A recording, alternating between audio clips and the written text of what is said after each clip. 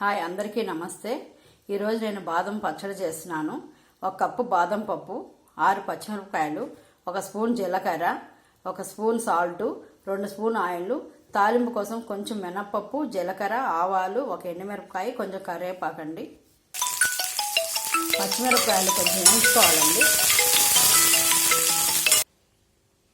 అన్నీ మిక్సీలో వేసుకొని ఇప్పుడు తాలింపు పెట్టుకోవాలండి.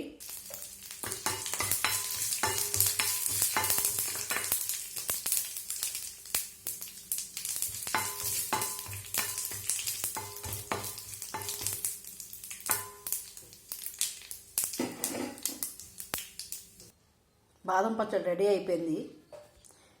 పిల్లలకు కానీ పెద్దవాళ్ళకి కానీ దెబ్బ తగిలినప్పుడు ఈ పచ్చడి పెట్టచ్చండి. ఎందుకంటే డాక్టర్లు తినే శనగపప్పు ఏ శనగపప్పు పెట్టకూడదు అంటారు కదా, అందుకని చెప్పేసి ఈ బాదం పచ్చడి పెట్టచ్చు.